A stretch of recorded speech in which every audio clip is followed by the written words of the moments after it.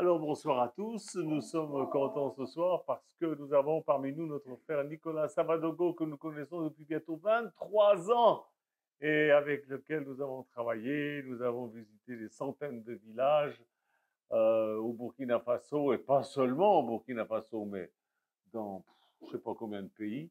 Et à chaque fois, nous avons eu des bénédictions, des conversions, des guérisons. Et ce soir, il est là, il est parmi nous. Alors, je vous invite à être réceptif, à écouter ce qu'il va vous dire, parce que c'est un homme rempli du Saint-Esprit. Et ce n'est pas par hasard qu'il est là. Il est là parce que vous avez besoin d'entendre ce qu'il a à vous dire. Que Dieu vous bénisse et que Dieu te bénisse, Nicolas. Bienvenue. Écoutez-le avec sérieux.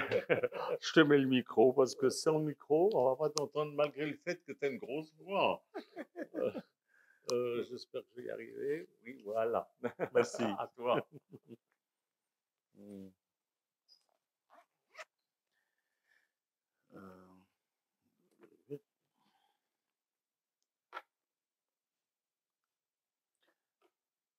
Bonsoir à tout le monde. Pour moi, c'est une grande opportunité d'être là parmi vous. Ce soir, c'est une bénédiction même. Et ce n'est pas une bénédiction simple, mais c'est une grande bénédiction. Donc, je voudrais dire merci au Seigneur de m'avoir permis d'être parmi vous. Et avant de commencer, je voudrais rendre gloire à Dieu pour la vie qu'il nous donne et pour l'opportunité qu'il donne d'administrer la parole de Dieu. Ce n'est pas donné à tout le monde de parler de la part de Dieu. Et si tu veux parler de la part de Dieu, il faut recevoir un message. Il ne faut pas recevoir un message pour recevoir seulement un message, mais un message auquel Dieu voudrait que tu puisses transmettre cela afin qu'il puisse agir et faire quelque chose de nouveau pour ses enfants. Et je voudrais vous présenter les vœux les meilleurs de 2023. Comme disait le pasteur Michel Janton, ça fait 23 ans. Le mois prochain fera exactement 23 ans plein. Parce que c'était en février 2000 que vous êtes venu au Burkina Faso. Donc, il manque 2 ans pour qu'on puisse fêter, en tout cas, les 25 ans de rencontre. Et c'est devenu une histoire, c'est devenu une histoire d'amour, de fraternité. Et ici, c'est une famille pour moi. Et il y a 23 ans, quand je suis arrivé, j'ai dit, la France, c'est le paradis. Et je ne peux pas oublier ce que j'ai eu à dire et ce que j'ai ressenti quand j'ai vu la France. Donc, la France, le peuple français, c'est un peuple gentil, un peuple bien, parce que je connais, on n'a aucun problème avec le peuple français.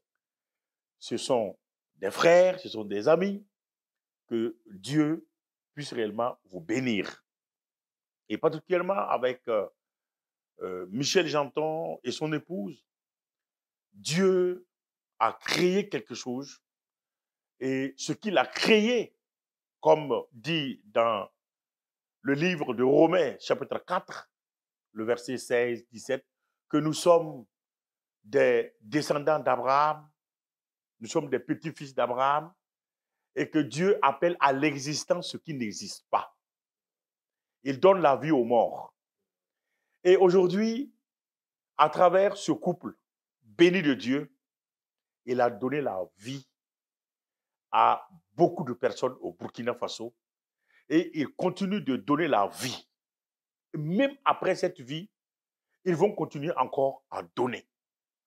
Et franchement dit, je suis de passage et je ne peux pas venir en Europe et ne pas passer à la maison. Ce n'est pas possible. Et j'ai eu un long parcours et qui n'est pas encore fini. Je suis arrivé, j'étais à Troyes, à Paris. De là, je suis parti à Ankara, à Istanbul. De là, je suis allé à Marseille. De Marseille à Barcelone. De Barcelone à Madrid. De Madrid, je suis arrivé à Toulouse. Je suis là. Après, c'est le Luxembourg. Ensuite, Paris. Et Milan, Rome. Et la Mensa Terme. En Sicile, je remonte à Milan pour aller en Suisse avant de retourner au Burkina Faso. Mais sache quelque chose. Le Saint-Esprit m'avait dit, il arrivera un temps où tu vas voyager. Je veux te faire tourner dans le monde. Et ce temps, je la vis aujourd'hui. Ce que Dieu a dit, ça s'est accompli. Donc si ce soir, tu as encore des doutes avec Dieu, mon message de 2023 dit ceci: Dieu est bon et il contrôle toute situation. Voilà. Et en 2023, j'ai dit, Seigneur, quel est le message que je dois avoir dans ma vie? Quel est le message que je dois véhiculer pour ma famille, pour mes amis, pour mes connaissants, pour que les 12 mois qui sont devant moi, que je puisse réellement être un acteur, un artisan d'amour, un artisan de paix, un artisan qui va être un gagneur d'âme, être un sentinelle pour avertir, pour montrer. J'aimerais que tu me dises. Et la parole que j'ai reçue était Dieu au contrôle de toute situation. Donc, pour dire que nous avons 12 mois devant nous, et ces 12 mois, il y a beaucoup de choses qui peuvent se passer. Il y a des choses qu'on ne peut même pas imaginer qui peuvent se passer. Mais la seule chose que je peux te dire aujourd'hui et ce soir est que Dieu est au contrôle de toute situation dans ta vie. C'est la chose la plus importante. Dieu, dans sa grâce infinie et dans son amour inconditionnel, ne regarde pas la taille de ta beauté, ne regarde pas la richesse que tu as, l'argent que tu as. Non, il regarde simplement ton cœur, obéissant à lui. Parce que l'obéissance vaut mieux que les sacrifices. Obéir à Dieu, c'est quoi? C'est aimer sa parole et faire ce que sa parole dit de faire. Donc, durant les 12 mois à venir, certainement que d'entre vous, il y aura des combats. Il y aura des difficultés. Il y aura des larmes qui vont couler. Il y aura des temps de maladie. Mais il y aura aussi de la joie. Il y aura aussi de la paix. Donc, qu'est-ce que tu veux faire de 2003? Que Dieu contrôle ma vie. Un point, un trait. C'est tout ce qui est le plus important. Que je puisse réellement porter le message de Christ. Faire des disciples. C'est la recommandation que Dieu nous a donnée avant de partir. Faire des disciples. Et faire des disciples, chacun de nous est interpellé. Il n'y en a pas que je suis ceci ou juste cela. Non, Dieu a besoin que chacun de nous puisse réellement être conscient dans tout ce que nous voulons faire. Car nous savons du reste, en toute sincérité, que toute chose concourt au bien de ceux qui aiment Dieu. Alléluia. De ceux qui sont appelés selon son dessein. Dit la parole de Dieu. Mais qu'est-ce que ça veut dire ce verset de Romains chapitre 8? Ça veut dire quoi? Que Dieu, et que toutes choses concourent au bien de ceux qui aiment Dieu. Ça veut dire toutes choses concourent au bien de ceux qui aiment Dieu. Toi, tu aimes Dieu. Si c'est le moment que tu dois aller témoigner de la parole de Dieu, et on va t'insulter, on va t'indexer, cela concourt au bien pour toi. Si toutefois, toutes choses concourent au bien de ceux que toi qui aimes Dieu, tu dois intercéder. Tu dois avoir un temps. Prier pour votre pasteur. Intercéder pour son ministère. Tu dois avoir une vie de prière mise à part. Tu dois combattre contre les esprits féroces, sataniques, diaboliques, qui sont cachés dans les lieux célestes, dit dans le livre des Éphésiens. Amener toute pensée captive à l'obéissance de la parole de Dieu.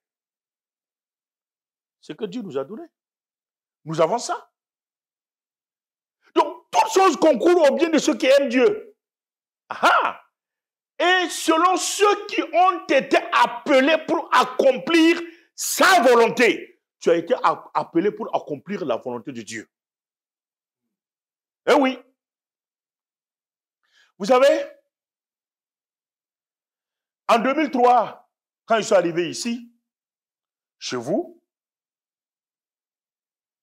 je suis retourné, après 35 jours, on a visité, je dirais, presque toute la France. Presque toute la France, on a tout visité. Je suis retourné, j'ai dit, ça y est, la prophétie s'est accomplie. C'était un vendredi, au mois d'avril, dans le quartier de Gungé, à Ouagadougou, donc dans l'église du pasteur au cochon. Bon, quand on dit pasteur au cochon, parce que Michel n'arrivait pas à retenir le nom des pasteurs, donc il fallait qu'il puisse avoir un point de repère. Et quand on dit, automatiquement, il sait qui c'est. Père à son âme, il y a 2 ans, il est retourné au paradis. Et dans cette église que j'ai reçu la prophétie, que j'irai dans le pays des Blancs. Et que je vais travailler avec des Blancs. Je ne connaissais pas de Blancs. Je n'avais pas de relation avec un Blanc. Mais Dieu savait déjà ce qui allait arriver. Donc aujourd'hui, mon frère, ma soeur, j'aimerais que tu saches que pour ta vie, il n'y a pas d'inquiétude à faire. Tu as un combat à mener durant les 12 mois à venir et les autres mois qui vont suivre après 2023. Et ce combat, ce n'est pas facile. Et le chrétien est appelé à combattre. Je vais te dire tout de suite ce que le Saint-Esprit connaît, ce qui est en toi, et il sait. Donc, nous avons un combat à livrer. Si toi, tu ne fais pas le combat, le diable, lui, il fait le combat. Satan est prêt pour combattre. Les démons sont prêts pour combattre. Mais nous, la Bible dit, quand Jésus a envoyé ses disciples 2 à 2, il les a dit, allez-y. Quand ils sont revenus, quel était le résultat? Non, chacun était content. Parce que tout simplement, ils ont vu les démons se soumettre à eux. Ils ont commandé les démons. Les démons se soumettaient à eux. Les infirmes marchaient. Toute infirmité était partie. Ils revenaient avec une victoire. Mais il y avait plus que la victoire. Jésus dit, réjouissez-vous plutôt. Parce que vos noms sont écrits dans le livre de vie. Alléluia. C'est ça qui faisait la différence.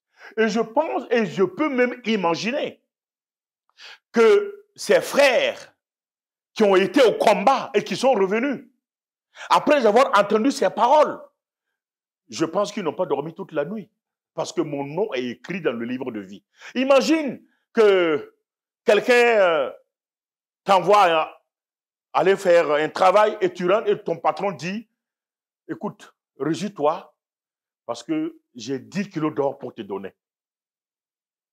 Mais tu oublies même le travail que tu as fait parce que tu es content d'avoir ces 10 kilos. Donc, frères et sœurs, nous avons un combat à mener. Et le combat que nous avons à mener, sache que il y a des choses qui vont t'arriver.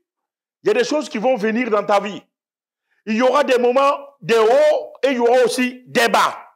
Mais tu vas arriver à te poser des questions. Parce que tu es frustré. Tu n'es pas content. Pourquoi Dieu il fait ça? Pourquoi cela arrive dans ma vie? Pourquoi? Non. On n'en a pas besoin de pourquoi. Mais je sais une chose, est que Dieu est au contrôle de toute situation. La Bible dit que si Dieu est pour nous, qui sera contre nous? Si Dieu est pour toi, qui peut être contre toi? Les gens n'ont qu'à faire ce qu'ils veulent. Ils n'ont qu'à dire tout ce qu'ils veulent. Même si tu as péché, même si tu es tombé, même si tu as raté le but. Mais écoute mon frère, ne t'inquiète pas de ce que les gens disent. Mais il faut surtout t'inquiéter de ce que Dieu va dire de toi. De ce que Dieu pense de toi. Vous savez, c'est la nouvelle année. Tous les grands politiciens font des bilans et des perspectives. Les grands hommes d'affaires font des bilans et des perspectives. Quelqu'un essaie de calculer pour dire, bon, 2023, qu'est-ce que moi je vais faire? Mais ceux qui ont des doubles casquettes, qui travaillent et qui sont chrétiens, combien d'âmes je vais à gagner pour Jésus en 2023? Combien de personnes je vais pouvoir prêcher la parole de Dieu? Aujourd'hui, Dieu faisant larron, on a toutes les possibilités. Nous avons Facebook, nous avons Instagram, nous avons TikTok, nous avons WhatsApp, nous avons toutes ces choses-là qui sont des moyens que les chrétiens peuvent utiliser pour influencer et combattre Satan dans toute sa dimension. Nous avons le téléphone. Vous savez, souvent je prends mon téléphone, je compose un numéro que je ne connais pas, je ne sais pas c'est qui, et j'envoie un message, verset biblique, ça tombe sur quelqu'un. Souvent, ça tombe sur des chrétiens. Et ils répondent Amen, que Dieu vous bénisse. Je ne sais pas qui vous êtes, mais merci beaucoup. Ça tombe souvent sur des gens et on te dit mais toi, tu es un salaud. Pourquoi tu m'envoies ça? Oui. Voilà. Mais ça tombe souvent sur des gens qui disent que mais est-ce que vous me connaissez? Je dis non. Mais et qui vous a parlé de mon problème? Pourquoi vous m'écrivez comme ça? C'est comme si vous me connaissez. Ah, priez pour moi. Et puis c'est là. Il faut surprendre Dieu en 2023. Il faut le surprendre. Tu te lèves le matin, tu commences à intercéder. Tu peux prendre une semaine de prier pour quelqu'un. Bon. Par exemple, Nicolas. Ah oui, bon, comme c'est moi qui parle. Donc, je le dis. Ou bien pour Olivier. Tu prends une semaine et tu vas gêner. Tu passes, tu vois la table, mais tu ne t'assois pas. Non, je ne mange pas. Parce que le jeûne, c'est quoi? C'est demander audience à Dieu. C'est te mettre à part pour faire taire tous les 5 sens et pouvoir réellement te lancer vers Dieu pour t'approcher de lui, pour mieux comprendre les choses. Quand Moïse est allé sur la montagne pour recevoir les 10 commandements, est-ce que vous vous êtes déjà posé la question, pendant 40 jours, est-ce que quelqu'un est monté avec un plat de pizza ou un steak ou même du thon. Le thon, c'est chez nous. C'est très bon. Mais Michel n'aime pas ça. Mais qui est monté avec un fromage pour aller donner à Moïse? Qui est allé avec de l'eau pour aller donner à Moïse sur la montagne? Moi, la dernière fois, je lisais ça et je me posais des questions. Je dis, mais attends, mais comment Moïse sur la montagne? Bon, il y avait quoi sur cette montagne? Je ne connais pas Israël. Je ne connais pas la montagne de Sion. Non, le Sinaï. Je ne connais pas le Sinaï. Je ne sais pas, le Sinaï est composé de quoi? Est-ce qu'il y a des herbes? Est-ce qu'il y a des arbres? Est-ce qu'il y a seulement que des cailloux? Il y a quoi? Mais généralement, quand on dit une montagne, bon, on peut avoir des choses. Mais en réalité, pendant 40 jours, Moïse était en discussion avec Dieu. Pendant 40 jours, Moïse était en train de parler avec Dieu. Et je dis, il n'y a personne qui a été avec quelque chose. Ce qui m'a convaincu qu'en toute sincérité, il n'a pas mangé pendant les 40 jours, vous savez quoi? Je me suis référé à Jésus qui était pendant 40 jours dans le désert. Et dans le désert, la Bible dit que le diable est venu même lui présenter les cailloux. Il a refusé. Donc, ce qui veut dire que Moïse aussi, étant sur la montagne, pendant les 40 jours, il n'a pas mangé. Oui. Il n'a pas mangé. Il n'a pas bu. L'année 2022, combien de temps tu as pris? Et qu'est-ce que tu comptes prendre pour 2023? C'est très important. Pour le perfectionnement même de ta propre vie spirituelle, ta propre relation avec Dieu. Ça, c'est la chose la plus importante que nous devons avoir dans notre vie. Nous ne devons pas simplement nous contenter de ce que nous avons. Toute chose concourt au bien de ceux qui aiment Dieu. Ça, c'est vrai. Mais Dieu a besoin que chacun de nous puissions savoir qu'il est au contrôle de toutes choses. Et qu'ici, il est avec nous, nul ne peut être contre nous. Ce n'est pas possible. Nul ne peut être contre nous. Dieu utilise toutes choses pour notre bien. Si vous lisez dans Romains chapitre 8, vous allez comprendre toute la vérité et l'amour que Dieu accorde aux enfants de tous ceux qui lui appartiennent. Dieu est plus grand que nos ennemis. Notre propre corps même est notre ennemi. Ah oui.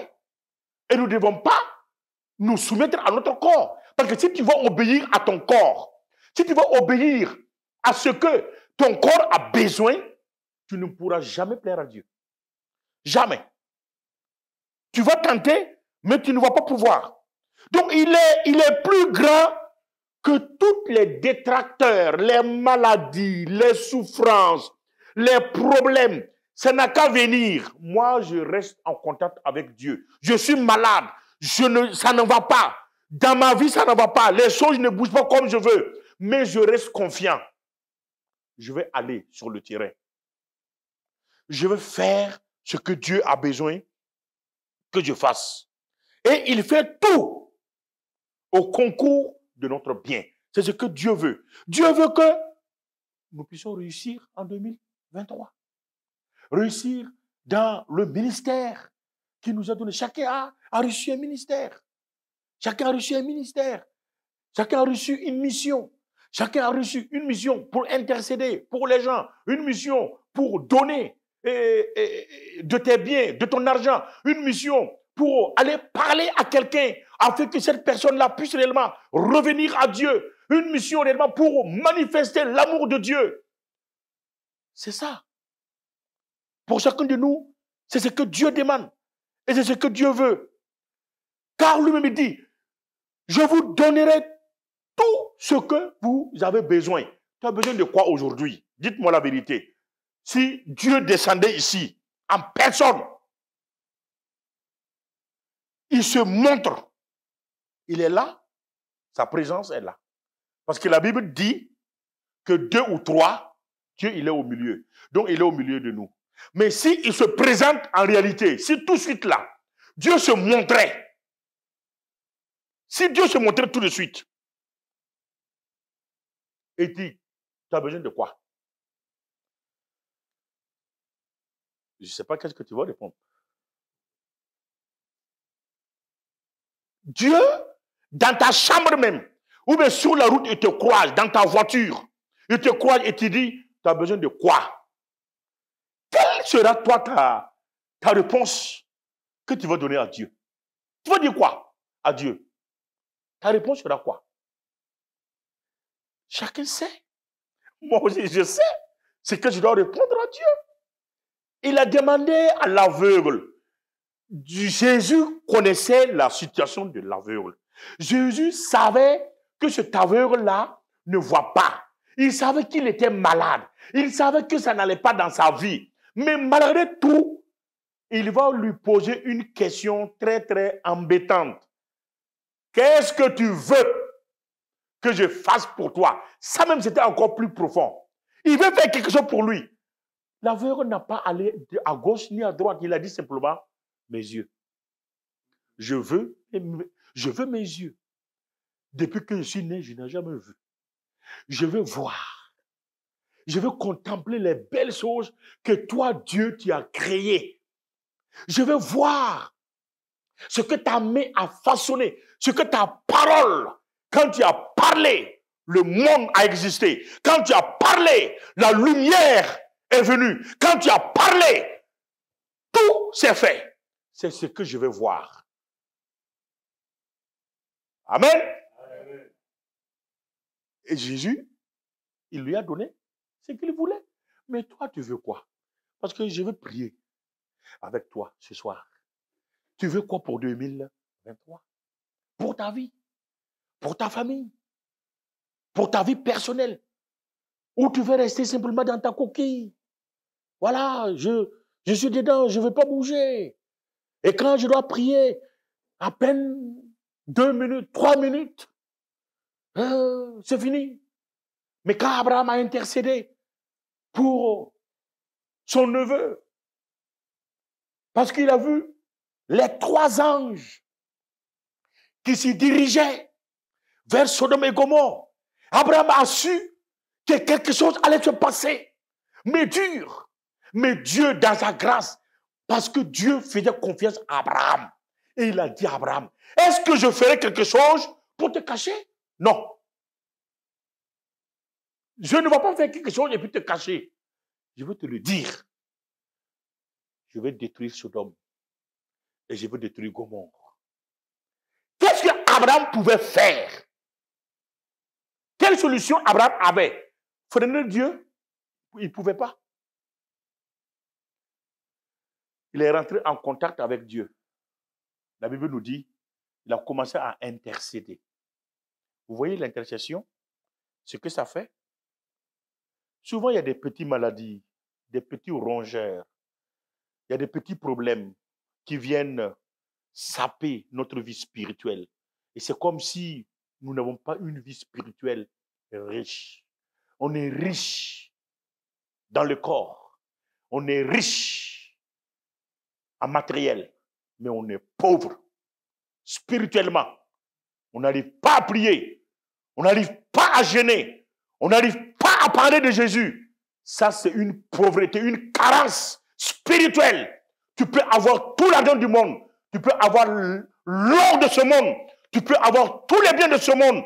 Mais si spirituellement, tu n'es incapable de soulever le téléphone, tu n'es qu'un misérable. Je m'excuse, je ne suis pas là pour t'offenser, mais pour te dire simplement la vérité. Notre vie spirituelle doit être plus forte que notre vie physique. C'est ce que Dieu demande. Abraham a intercédé pour son neveu Lot, afin que Dieu puisse faire pitié. Moi, je vous ai dit, je suis ici, c'est un miracle.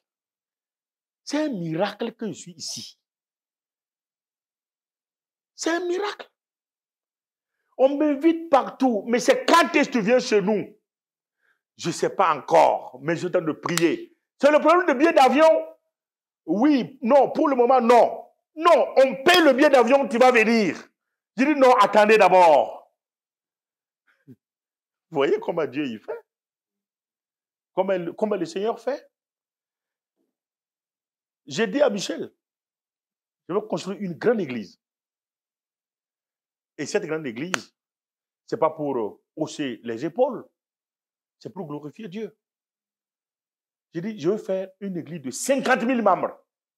Et il y a un ami de Michel qui m'a dit en Suisse, tu te souviens, en 2008. Oui. Tu veux faire il m'a posé la question. Toi, tu veux faire quoi? J'ai dit, moi, je veux construire une église de 50 000 membres.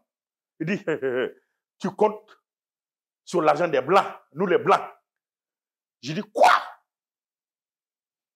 Non, mon frère, je compte sur Dieu. Quand j'ai fini, j'ai envoyé quelques photos et je lui ai demandé, voilà, tu te souviens qu'en 2008, en Suisse, à tel endroit, à telle heure, parce que ça m'a marqué, même l'heure, c'était à 20 heures. Et on était en train de manger du couscous. Je me souviens très bien, comme si c'était hier. J'ai dit, voilà, je suis en train de construire l'église. Ça, c'est 253 places. Et ça, c'est juste le test de ma foi. Bientôt, c'est l'église de 50 000 membres que je vais faire. Jusqu'aujourd'hui, je n'ai pas reçu de réponse. Frères et sœurs, fixe-toi un objectif pour 2023 avec Dieu et tu verras qu'il va le faire. Il va ouvrir les portes. Il va manifester sa puissance. Il va manifester sa grâce. Donc, pour ce soir, j'aimerais te dire que tout cela devrait te rappeler que Dieu est bon. Il est bon en toutes choses. Il est bon en tout lieu. Il est bon à tout moment.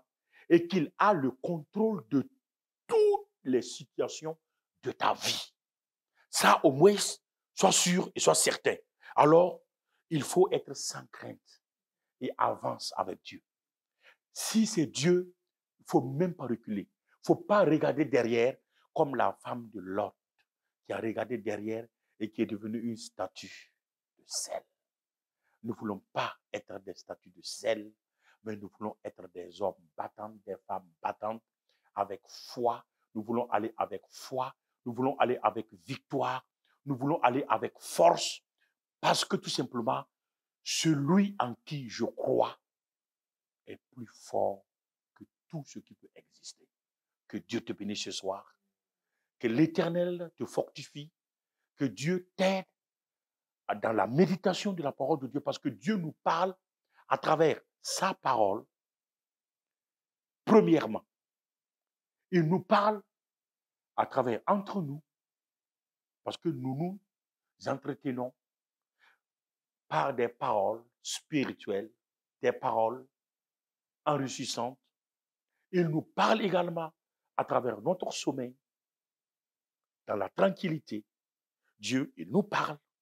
Donc, je prie que ce soir, la grâce de Dieu soit sur toi, la paix de Dieu soit sur toi, et que l'aspiration, la soif, la faim puissent réellement venir de la parole de Dieu. Venir de sa parole. Je dis la parole, je ne parle pas du livre, mais je parle de sa parole. Que sa parole nous inonde.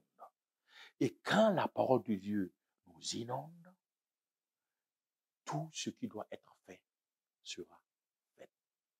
Que Dieu vous bénisse. Merci de m'avoir permis d'administrer la parole de Dieu. Et très bientôt, cette année, ça fait 20 ans de mariage. Et normalement, on devait inaugurer l'église. Ce mois de janvier, j'ai échangé parce que ce mariage, cet anniversaire de mariage, c'est impératif que Michou et Michel soient là. Ça, c'est impératif. Si je dois même monter au trône de Dieu et secouer le trône de Dieu, je vais le faire.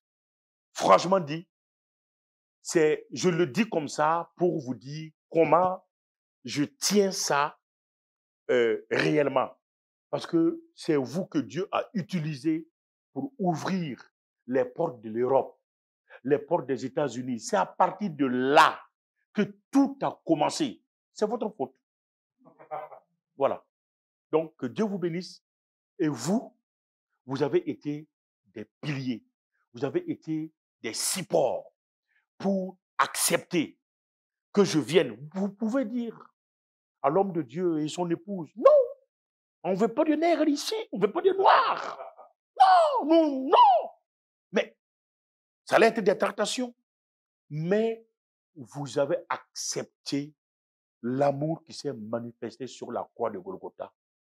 Et aujourd'hui, il y a des gens qui boivent toujours de l'eau. Quand je vois le frère Philippe qui est venu et des tas de choses qui ont été réalisées sous la couverture du révérend Michel.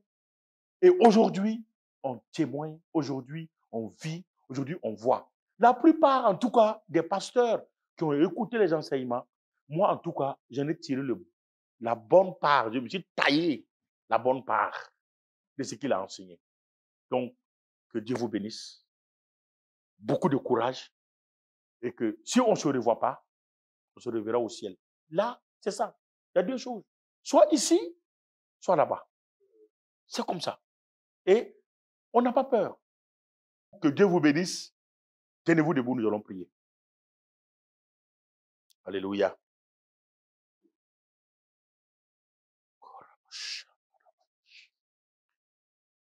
Seigneur, ce soir, je voudrais te dire merci. Merci pour ta parole. Merci parce que tu nous dis que tu vis dans cette parole et tu veilles à l'accomplissement de tout ce qui est écrit.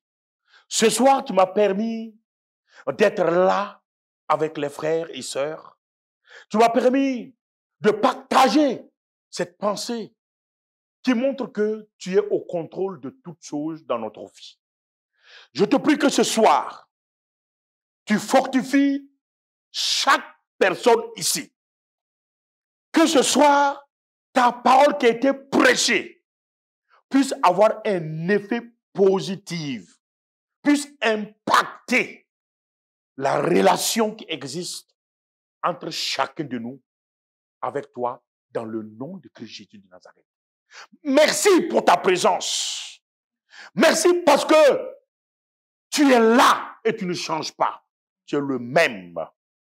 Gloire à ton nom et honneur à toi dans le nom de Christ Jésus. J'aimerais prier pour toi pendant que tu as les yeux fermés. Si quelqu'un est là ce soir et qui sent que spirituellement, il a besoin de faire un pas.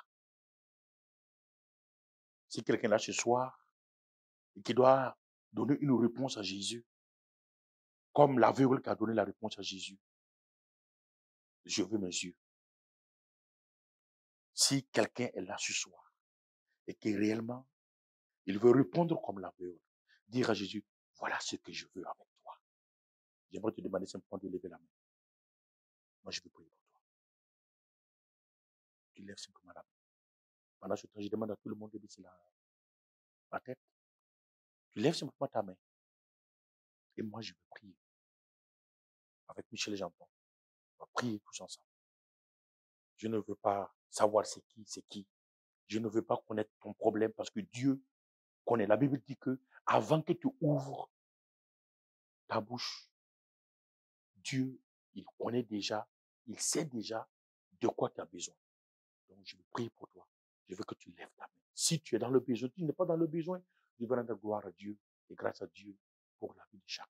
Si tu as des difficultés dans la prière, des difficultés dans l'intercession, des difficultés dans la communion, dans la méditation de la parole de Dieu, des difficultés pour te mettre à l'écart de temps en temps avec Dieu, abandonner la table, abandonner la chambre et puis être avec Dieu, si tu as souvent des problèmes, des difficultés d'ordre spirituel, lève simplement ta main. Je veux prier pour toi. Alléluia. Seigneur, merci. Merci pour ta parole. Merci pour ta parole. Parce que tu vis dans ta parole pour manifester ta grâce et ta puissance. Je te prie, Seigneur, pour mon frère.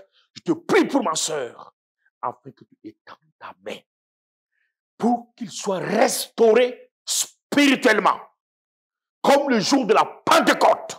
Père, l'Esprit est descendu comme du feu, et cela s'est divisé, et ça a posé sur chacun d'eux. Seigneur, que ce soir, cet esprit qui s'est manifesté le jour de la Pentecôte agit par la puissance du Saint-Esprit. Dieu de gloire et de paix, merci pour ta présence, parce que je sais que tu es là. Et si quelqu'un est malade, souffle dans son corps, je prie au nom puissant de Christ Jésus que toute maladie, que toute douleur, que toute situation qui ne marche pas dans ta vie, que toute infirmité cachée à quelque part dans ton corps, j'invoque le feu du Saint-Esprit sur toi maintenant.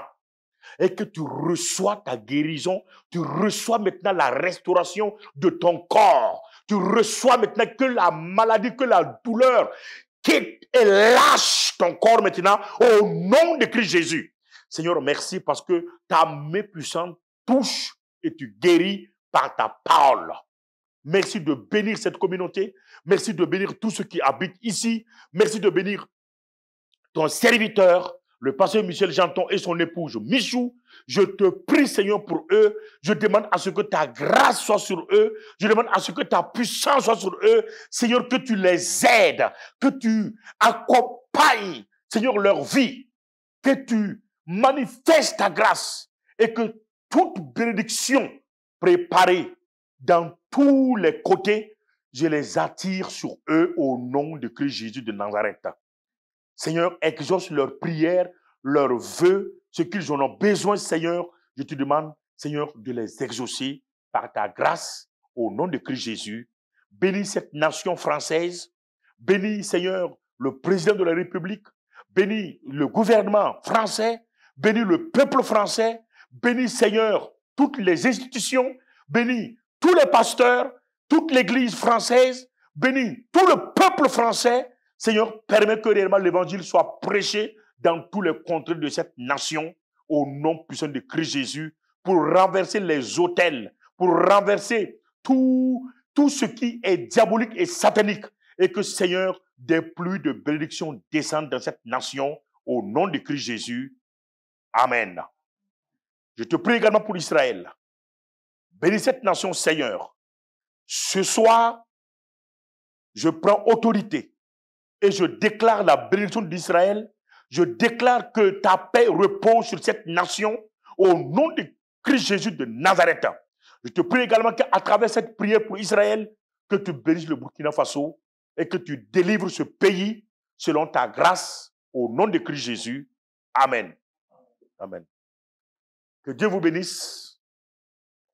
Merci beaucoup. Amen.